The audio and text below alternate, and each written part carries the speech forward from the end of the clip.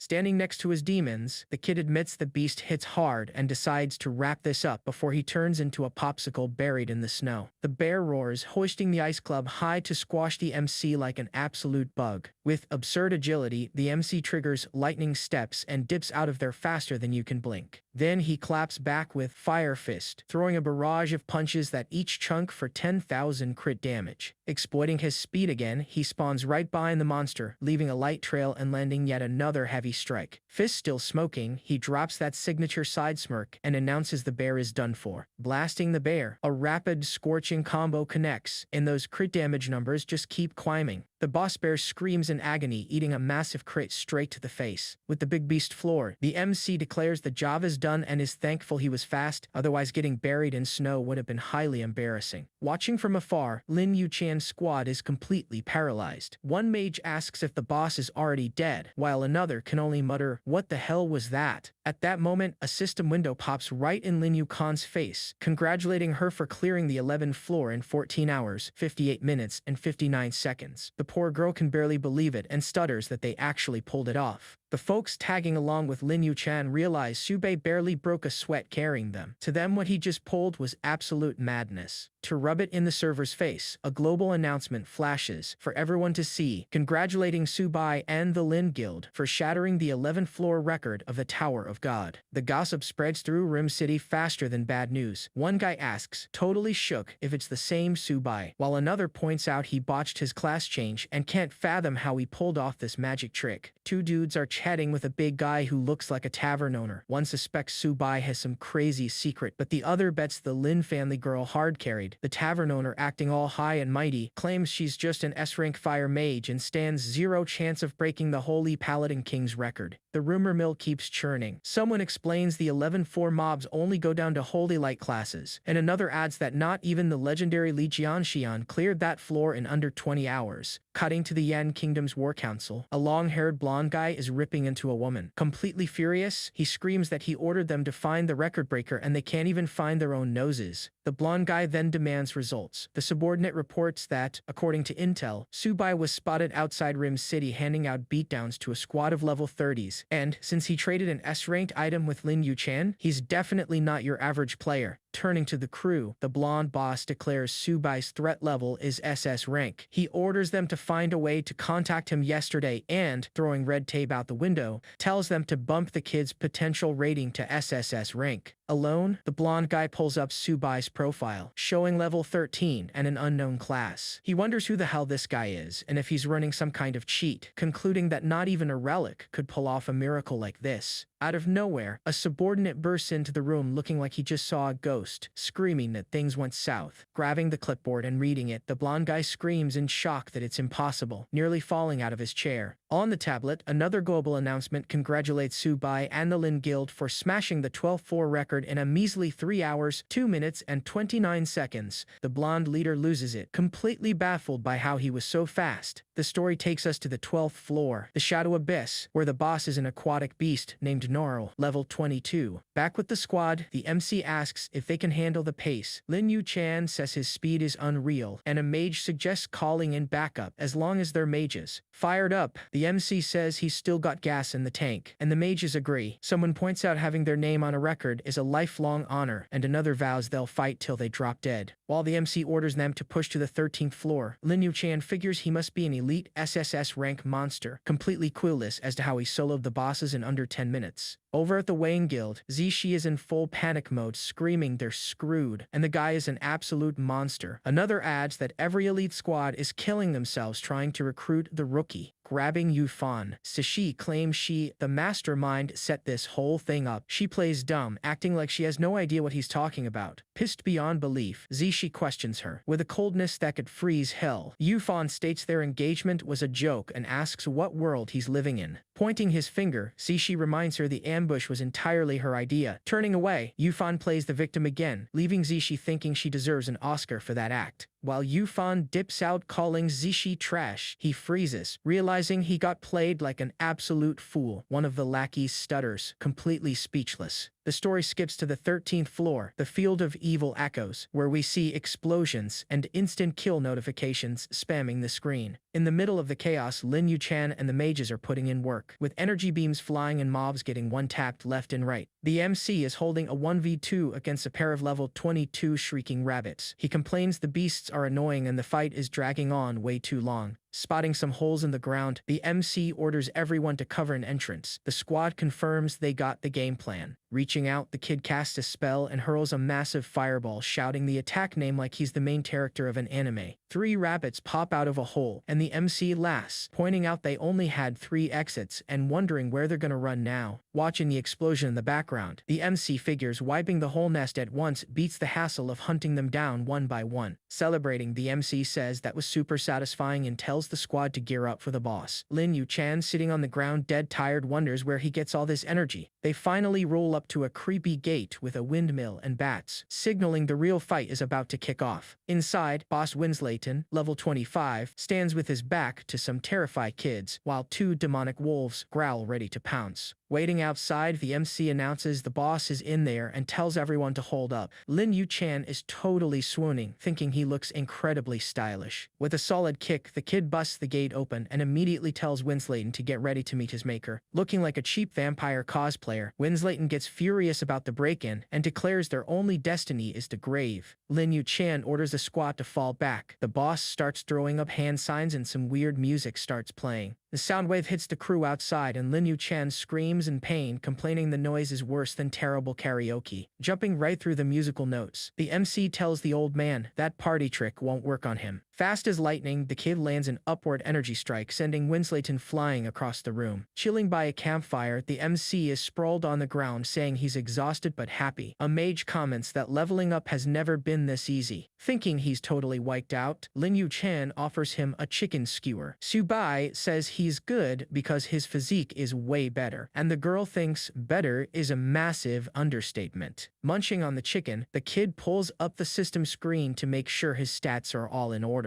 The display shows the name Souza, level 15, rocking the Demon King and Hero classes. He notes the Hero class grants 30 balance points, while Demon King gives 20 purely focused on raw damage. He considers taking the Clock of All Things for a spin to buff his skills and hovers over upgrading the C rank Pierce. The system asks if he wants to bump it to B rank in 30 days or drop gold to speed it up. Seeing the prices of 2,500 or 10,000, he's shocked the thing actually works. Upgrade complete. A notification announces he bagged the B rank Ice Blade Spear while he points at the screen with the squad resting in the background. Now the screen offers an A rank upgrade taking 90 days or costing 25,000 to speed it up and 100 grand to skip the timer entirely. The MC is appalled by the price tag, calling it daylight robbery, but admits it's worth it since A rank skills don't just grow on trees. Scanning the list, he decides to pass for now. He realizes he only has 8,000 gold left and getting rich is going to be a serious grind. Sitting on a rock, eating and staring at the fire, Subai realizes he hasn't had a decent meal since he left a beginner zone. 2 mages eat and think that even as a triple S rank, the guy grinds like crazy. One recalls he basically lived on energy bars just to get this OP. The other mage reflects that if this monster farms dungeons like this, they have absolutely zero right to complain about being tired. Totally motivated, they jump up and yell that they're ready. The MC looks back completely confused, and Lin Yu-chan wonders if she missed some hot gossip. The kid hops off the rock and says if everyone's ready, let's roll. Back turned, the MC tells them to pack their gear so they can move out. Lin Yu-chan hits him with a super enthusiastic, got it. Flashing a little smile, Subei tells the squad to stay close to him on this floor so nobody gets lost. The team hits the 14th floor, the stone colossus, and instantly runs into a swarm of giant flaming beetles charging right at them. Amidst the chaos, the MC throws hands with the level 24 fire beetles, prepping his sword. Right after carnivorous vines burst from the ground, trapping everyone, the MC draws his bow to handle it, while Lin Yu-chan just watches. Stuck in a dead end, a mage asks if they took a wrong turn. The MC claims he'd never make a rookie mistake like that, and tells them to guard the entrance and summon the fire demon. While the MC walks up to the wall, a fire demon spawns behind him, and the rest of the squad just sits back to enjoy the VIP view. Suddenly, Lin Yu-chan looks totally spooked and lets out a scream, realizing something is wrong.